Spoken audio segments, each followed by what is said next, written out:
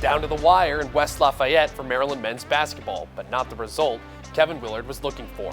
We'll have an exclusive interview with women's basketball head coach Brenda Frese and break down some football players headed to the portal. All that and more coming up on this edition of The Left Bench.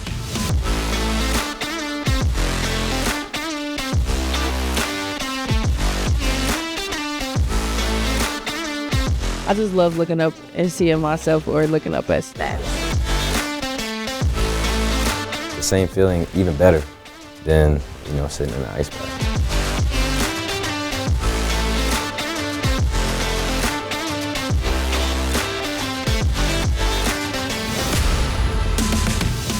Welcome back to The Left Bench, brought to you by Terrapin Sports Central. I'm Alex Gary, joined alongside Ricky Podgorski. And Ricky, Maryland women's basketball just keeps finding ways to win. That's right, Alex. Trailed at the half on Saturday against Purdue, but they came back and made it a good second half in West Lafayette. Both men's and women's programs in Purdue this weekend, and the women's squad got things kicked off in a thriller against the Boilermakers. Terps look to move to 10-0 on the season, but Purdue comes out guns a-blazing, extending to a 16-point lead in the second quarter. Then, here comes Sailor Poffenbarger, burying the three and starting a Terp comeback. Terps trail at the half, but Bree McDaniel hits a pull-up just inside the arc here to take the lead. McDaniel scores 13 of her 16 points in the second half, and Poffenbarger scores a game-high 17 with 3 threes as the Terps grab a 78-69 comeback win over Purdue. Maryland women's basketball is off to its best start since 2019.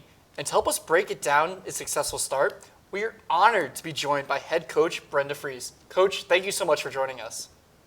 No problem. Thanks for having me. Let's get right into things, Coach. You guys are down 16 against Purdue. You start to chip away. What did you say in the locker room at halftime to galvanize this team and mount the comeback? Well, it wasn't the start that we had anticipated for the very first conference game, but this one I felt I just needed to stay calm. I felt like there were a lot of jitters. It wasn't the way we have played up to this point, so I think there was, just a lot of pressure that we were internally putting on ourselves in that first half. So just spoke confidence. I knew that we'd been down before, like at Syracuse, and that we could come back, and just trusted in their work, and I thought I just had a terrific response in the second half. Now, against Purdue, Sailor Poffengarter led the way with 17 points. How much has she contributed to the success of this team so far? Sailor's been huge, and you can see now she's rounding into form of the player she's been. Ever since she's come here, she's been a double-double. She just started slow because we had to hold her out in the initial 3 weeks of practice kind of leading up to games. She had gone through an ankle injury. So this is who she is. I mean, very impactful player for us. And like you said, a double-double from scoring to rebounding, extending her shot all the way to the three-point line, being able to make plays off the bounce, and just every single one of her rebounds we need. So we're really fortunate and grateful to be able to have a player like Sailor come back home to us. I'm going to piggyback here off of what Alex said about Sailor, but I'm going to ask you about some of the new transfers. This is a new-look team. What have players like Kayleen, Christina, what have they done for your roster? What have this transfer group brought to you? Well, you can see we're up to our highest ranking here in quite a while. We're undefeated, and they're just competitor players. They're elite, high work ethics. You look at Kayleen Schmeichel, she's a 3-level scorer. She's leading us in scoring on the offensive end and can go, get a bucket anytime she needs to. So that's really helped our offense. And then you've got Christina Dulce from Villanova, who cleans everything up, misses. She's going to be on the glass for us rebounding wise, high motor kid, block shots. So, she's got that rotation for us. If someone gets beat on the defensive end, she's got that ability to block shots, and then she's great in our transition game. And Sarah DiBiasu from BCU is a transfer who's a true elite level point guard for us as well in the starting lineup. And again, you haven't seen her best games yet. She's coming off of a shin reaction. So, she's just now kind of getting herself into shape. You're going to see a lot more from her. And Coach, you're also no stranger to Big Ten play, but this was your first taste of conference play this season. What kind of noise do you expect to make in the conference this year? This conference is going to be the hardest it's ever been with the addition of the four teams from the West Coast.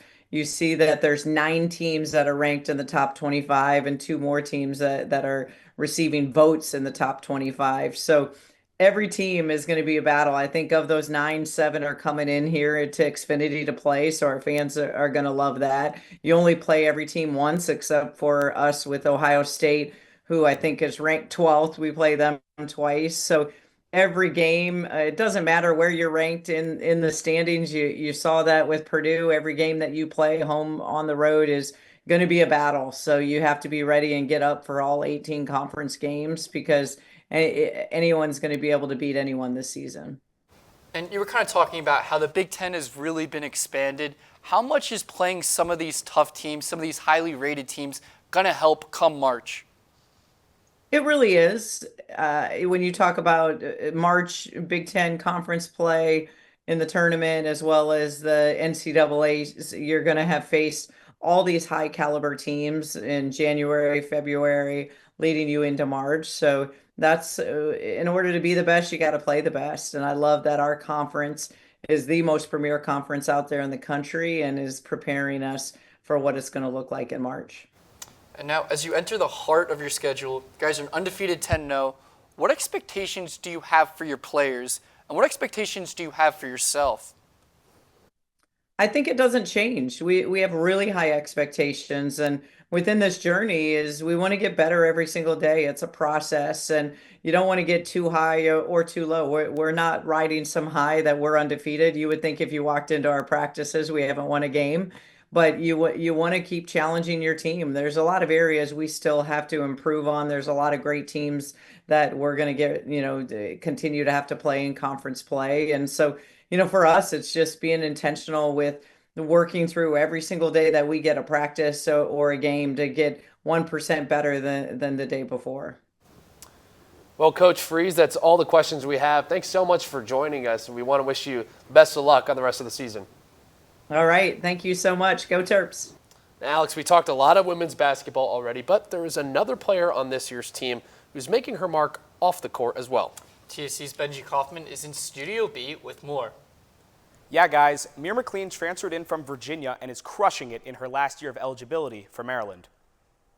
But after college, she will be pursuing a career outside of basketball, a career that combines cultural interest and language. Mir McLean was born into basketball, but her passions off the court are just as important. Basketball is important, but at some point the ball stops bouncing, and so I want to just prepare for that. Mir McLean's basketball journey has really only been in the Northeast, playing at UConn, Virginia, and now Maryland. But she has focused her studies in languages and cultures in the Middle East, and while she's playing basketball now, she wants to take her talents as a translator around the world. When people come to a different country, it doesn't necessarily mean they know the language, and so just trying to amend that barrier of being a foreigner and trying to come to a new country and learn the language. McLean has no ties to the Middle East, but has always been fascinated by its culture. A passion growing so deep, it guided her academic journey. She had already studied 4 languages when she began high school. During her freshman year, she began to take Arabic and can now speak fluently. She's one of those girls that can learn many talents super easy, so knowing that she wants to do that and picking up on languages is super easy for her. Transferring to Maryland was an easy sell for McLean, combining her academic and athletic passions. Coaches and teammates at Maryland saying McLean brings the same work ethic in the classroom and on the court. She's someone that just competes. She wants to be great, she wants to do it the right way, and she wants to do it to the best of her ability. She's a kid she's always going to ask questions. She wants to get it right, and she goes hard in everything that she does.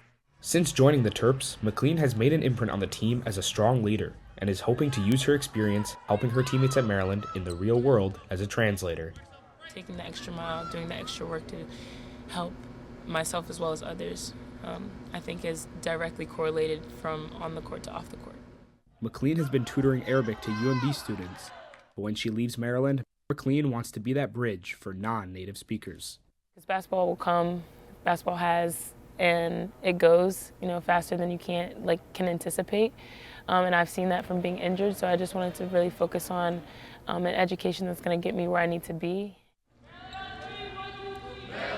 For Terrapin Sports Central, I'm Benji Kaufman. McLean told me another reason why she came to Maryland was to be closer to her family, especially her 9-year-old brother Caleb. Also, Sailor Poffenbarger and McLean have been good friends for years. They were teammates at UConn in 2021, and they kept in touch over the years before reuniting here at Maryland. Poffenbarger told me that even though McLean has some big goals after college, she has been able to stay in the moment and be a key contributor for this year's women's basketball squad. Back to you guys. Thank you, Benji. And one thing that really stuck with me is when she said, when the basketball stops bouncing. You know, a lot of college athletes really don't have the mentality of what after if they can't make it to the pros. I'm glad she's really being proactive in her future. And it's super cool to follow that path. I personally don't know anybody who's a translator, but to play college basketball and follow that path, it's just super unique and super cool for Mir. Now, don't go anywhere, because when we come back, we'll talk all about Maryland men's basketball's trip to Purdue. Plus, we'll take a look at the new Barry P. Gossett Performance Center. Stay with us.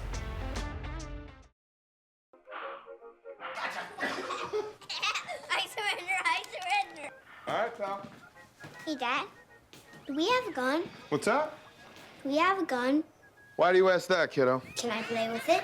No, absolutely not. It's not a toy. You know that. Anyway, I need it to protect you, your sister, and Mom. But what about the 8 kids who get shot every day by mistake? Where'd you hear that? Where do you keep it? It's hidden. I bet it's on the top shelf of the closet, under your sweatshirts. Is it loaded? Remember when I found my Christmas gift? You always told me to be curious. No, that's not what I meant. And when it's just me and Mom, I could use the gun to protect her. No, Justin, I promise. I'm always here for you. But Dad, you're not always here.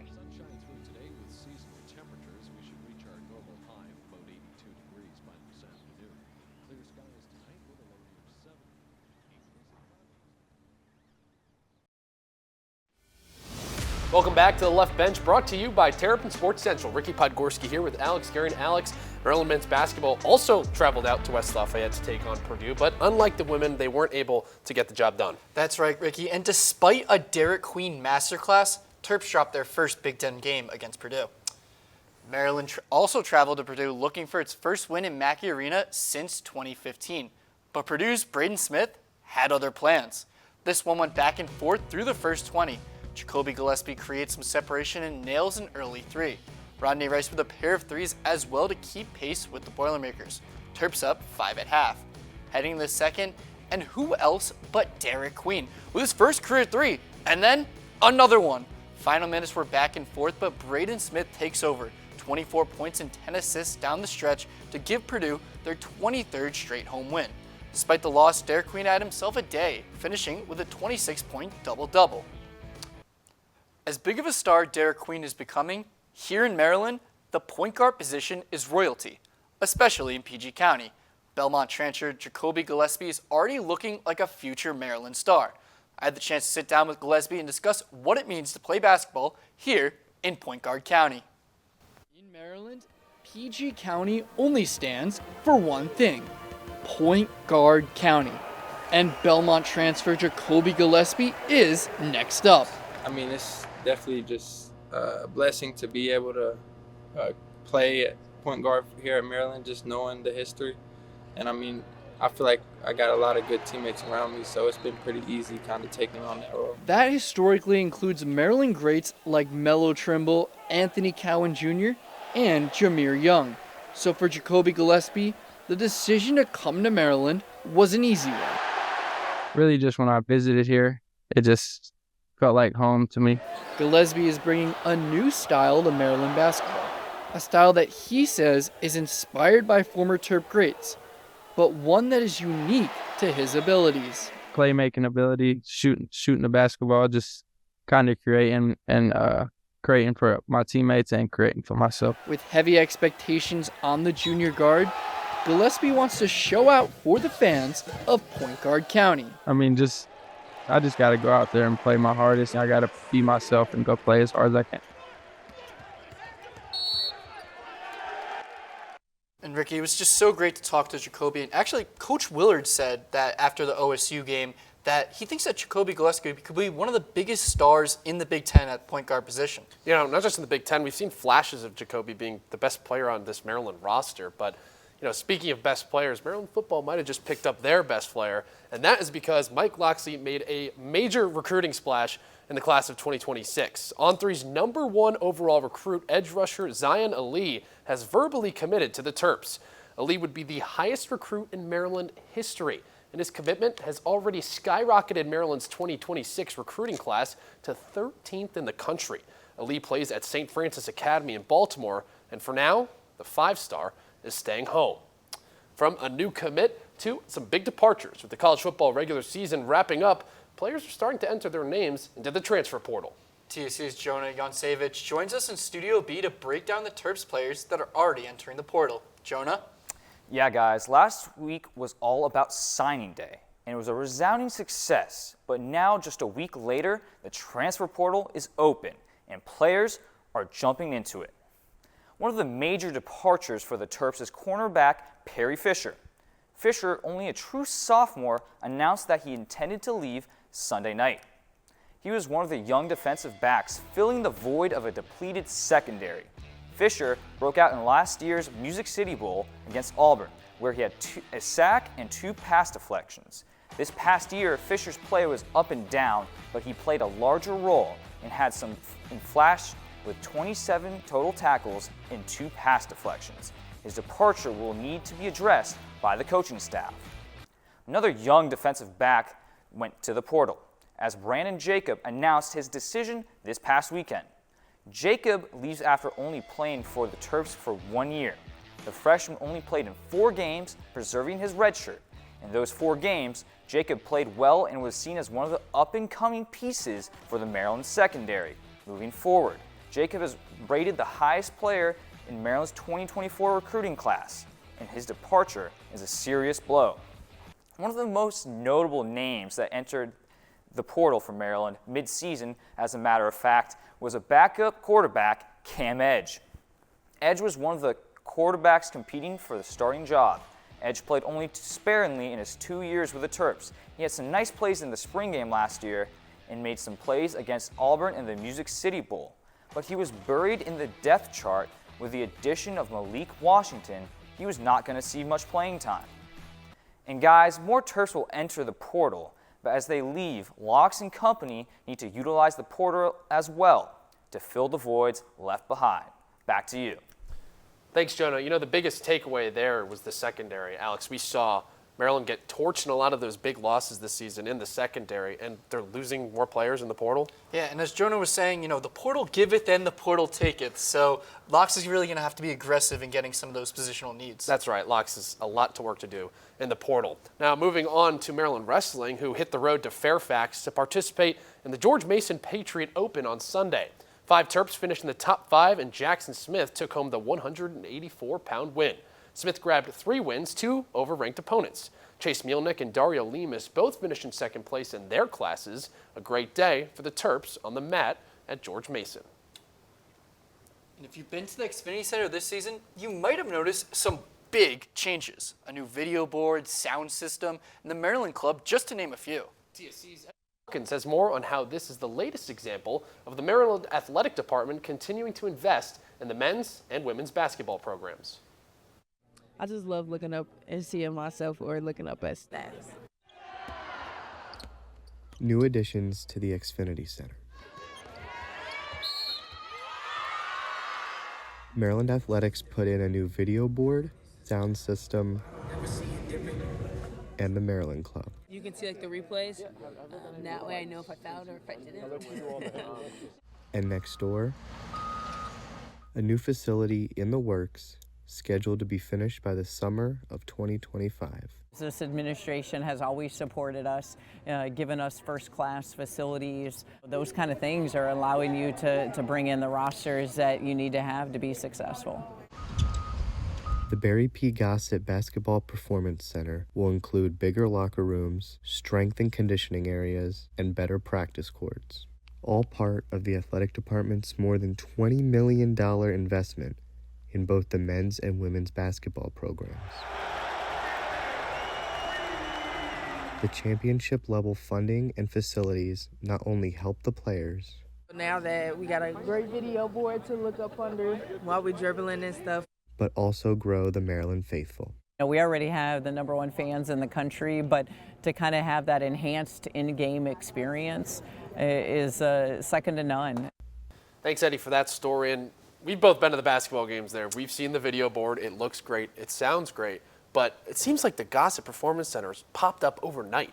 And it's hopeful that, the video board, Gossett, with all these new facilities, that hopefully they can attract more players here as well. Sure thing. Now keep it right here, because when we come back, we'll take a look at how one Maryland athlete takes a cool approach to injury recovery. And as always, we'll hand our Terp of the Week and Pro Terp Awards and go over our top 5 plays. Don't go anywhere.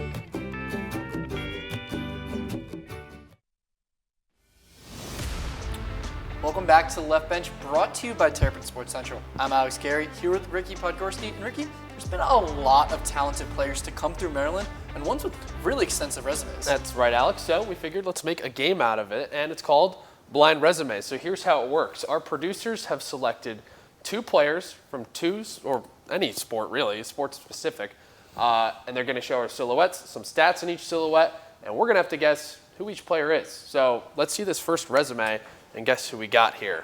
All right, well, I'm going to guess because of the hair for the silhouette, but let's talk some of these stats first. Let's start with player 1. 12.5 points per game, 5.4 rebounds per game, and 56.8% shooting. That's a very efficient scorer right here. It is an efficient scorer. Not as much of a scorer as this one here, which we think we have a good idea who this is, but I'm still getting a little stumped with the 5 rebounds a game, so he's getting up there with the boards. 5 boards is a lot, but let's get the let's get the what's it called? The elephant out of the water. I don't know what the saying is, but I think this is Derek Queen. I believe that is Derek Queen as well. 16.6 points per game. That seems pretty on par with his scoring this year, especially at that 60.9%. I feel like we should throw out a guess for this one. I'm not sure. I'm thinking a forward. I don't think it's a point guard. I think I know who it is, and I think the hair matches as well. I'm here. Gapari. Really? I feel like this guy looks like he's bigger arms than Tafara Gapari. Maybe, but I just think 12 points, 5 points per game. He's kind of been balling recently. The silhouette's looking like,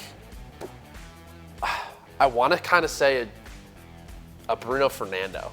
Ooh, or I like that too. Jordan Geronimo doesn't score this much. I think he's averaging 1.2-ish per game. He has been injured a little bit, so his stats have been down a little bit. Gosh, I don't know. I'm going to go with Bruno Fernando, just because I don't know if it's current, past, whatever, but I'm going to go with Bruno. I'm going to say Gapari right now. Diamond Stone! All right. Wow. All right, I'm starting to feel how we're doing a little bit of a past and present type of thing. Diamond Stone. All right. Wow, that's a name I haven't heard since watching his mixtape. Wow. Derek Queen, we were spot on with that. But Diamond Stone, 12.5 points per game. I thought he would average a little more than that. But, all right, let's see our next blind resume here. All right, so we're seeing football helmets. And we're seeing receptions and yardage, which are all right, we're hearing its career stats in our ears here. That's career good. Stats. A lot of yardage here, a lot of scoring. First thoughts, Alex? First thoughts, I'm seeing 162 receptions, and I'm thinking it's got to be one of a great Maryland wide receiver, and we saw a great Maryland wide receiver season this year from Ty Felton. I'm not sure the exact number, but I'm fairly confident that might be Ty Felton. It could be Ty Felton. It could be Ty Felton, but we're also forgetting two big stars that just came out of Maryland over the past couple of years, Stephon Diggs, DJ Moore. Could this be either of them? That is true. That is true. I have a feeling this might be Stephon Diggs. Because when you think about a Maryland wide receiver, he's the first one that comes to mind. DJ Moore is great too, but I'm feeling this one's Diggs, that one's Felton. See, it is career stats, and we got to think that Ty Felton has been at Maryland for a long time, had a great season this year. I'll agree with you that that's Ty Felton, but I'm going to say that's DJ Moore. All right. Let's see it. Let's see it. Rakim Jarrett and Caden Prather. Wow, so we were okay, we were way off there. All right. I mean, Caden Prather, we forget about his time at West Virginia. And then Rakim Jarrett had a great career at Maryland and is now part of the Buccaneers franchise. But almost 2,000 yards for Caden Prather. Did you think he had that many yards? I did not think about that, but think back to his time at West Virginia. He was a dog at West Virginia too, and he continued being a dog once he came to Maryland. It's a tough comparison, pretty comparable stats, but very similar stats. Exactly. So not bad. Not as bad as I guess. It's or 0 for 2 on this one, but let's do this next group of silhouettes. All right. Okay. 12.2 points per game, 2.1 assists per game at 44.6% three-point shooting. So we're dealing with basketball, obviously. I don't know who this is, but it looks like they're hitting a gritty. That's what I was thinking. I couldn't really get a hair. I mean, these stats are identical almost. 2.1 to 2.5 assists per game. One more point over here, 44% from three. I think this is Cheyenne. That's what I'm thinking, mainly because of the silhouette. I know that's her stats are somewhere around there. I'm not going to lie, I'm pretty lost. I got it. You got it? I think this is Cheyenne Sellers, and I think this might be Bree McDaniel. Maybe. But if we look at kind of the theme that has been with Maybe the past that's Bree few, McDaniel. We've done a past and a present. So You're is right. it possibly a past? It could be. Women's basketball great? Nate, you're good at this. This is why I know you're good at this. I'm sticking with my gut. I'm going to go Cheyenne and Bree. You know what? Oh, we're getting word that this is a men's and a women's player. Okay. So 1 and 1. I think that is Cheyenne Sellers. I think we can agree on that. So that would mean this is a men's player. Now I'm switching my whole game up. We're told in our ears here by our producers that we have a men's and women's player on the board. I don't know. I don't think I've seen a men's player hit the gritty, which is why, if we're going off of the gritty thing here with the hand, that's why I'm thinking this might be the man. Who have you seen hit the gritty? I don't know. I don't even know if I've seen a women's player hit the gritty, but I guessed him earlier. I'm going to go with Bruno Fernando on the left, and I'm going to stick with Bree McDaniel on the right. That's my final take. Okay, so we were right about the gritty. We were right about the gritty. All right. Sailor Poffenbarger, 11.4 points per game, and Rodney Rice. See, the Rodney Rice confused me. There's the hair. Switches It's his the hair up a lot. He does. He braids, fro. He does a lot there. But 12.2 points per game, 11.4 points per game. Both pretty solid scores. Both transfers this year. Assist margins are basically the same. Rodney's shooting percentage at 44, a little higher than Sailor's. I would have thought they were a little bit more comparable. But both balling out this season. Absolutely. You're in that starting position. Yeah, I think we have one more. Let's see it. Hopefully we can get a little more, one more of these right. Football. What do we think? Multiple players. That's a little confusing. Multiple players. What does that mean, multiple players? Multiple players have the same exact stat line? Okay. Multiple players combined for this stat line. All right, and then one player has this stat line. So I'm thinking running backs here, and this is a monster, whoever this is. Multiple players. God, you know Nate went back into the vault here and picked some running back from like 1972. You know what? I'm going to put out a bold statement. You think that's Roman Hemby? Not Roman Hemby, but I know a certain producer that played football back in the day. Oh. Are these his stats? Oh. Nate? Possibly. Little self-ranked. So Nate played football in high school, but I don't think he's a running back. It doesn't necessarily mean a running back. Attempts, I don't know. I would assume, yeah. All right, we're getting a little hint here. All are current. Okay. All right. So if we're going all current, I would assume this. I don't think Roman Hemby had 29 touchdowns over his career. Ooh. I think this could be like a combo of Colby McDonald, Nolan Ray, and maybe Roman. Maybe these are some impressive stats. Is this a comparison? Maybe you have all of the Maryland running back room compared to a potential Heisman candidate? Ooh. Because these are impressive numbers that you'll see over a career. But maybe I don't think he would have pulled Ashton Genty up for this. I don't know. We're sticking with Terps here. I don't know. I honestly, you could ask me all day. I could not tell you who this person is. But I think this might be a combo of Ray, Hemby, and McDonald. That's going to be my take on this person because it's multiple players. But somebody who's nearly doubled their yardage, or more than doubled their yardage, like their touchdowns, 20 more touchdowns, more attempts. I don't know. I'm going to stick with those three here, and then over there, sure, I'll go with Ashton Genty. That's it. Hey, let's go. He did do it. Wow. All right. He did do it. All right. All right, so we have all Maryland running backs. We have Roman Hemby, Nolan Ray, Colby McDonald, Josiah McLaurin, and DeJuan Williams versus Ashton Genty. That is impressive. I think we know who Nate would vote for the Heisman Trophy, if we had to guess off of this slide right here. But I guess, a little Heisman. I don't know. That's insane to me that 344 attempts over the career. But you know how much of this yardage he did this season. Yeah. No, these are his this 1 year season. stats. Sorry, yeah. It blows my mind. All right, well, I had a blast playing this game. I had a blast too. Not as successful as we wanted to be, but happens. It's a tough game, but so is recovering from a big injury, and we're going to go back to Maryland men's basketball for that. Despite that loss to Purdue on Sunday, the Terps are off to one of their hottest starts in recent memory. One of its guards, Chance Stevens, is coming back from injury with the help from a type of therapy as cold as the weather's been outside recently. TSC's Nathan Schwartz explains. Chance Stevens tore his patellar tendon just a few weeks after getting to Maryland last summer. The injury kept him out for all of last season. It's been taking me a minute to kind of get back to myself. His recovery featured many forms of treatment, including a holistic one. The first day I did it, it was amazing. It made my body feel way better. Stevens turned to cryotherapy, an extreme cold treatment that uses carbon dioxide and lowers your blood pressure, dropping the targeted area's temperature to 30 degrees Fahrenheit. So you can sit there for a minute or a minute 30 and get the same feeling, even better than sitting in an ice bath.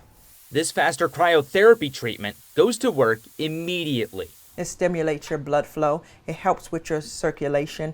It helps break down any inflammation that you may have. Stevens started using cryotherapy for his recovery just 3 months ago. The improvement has been noticeable.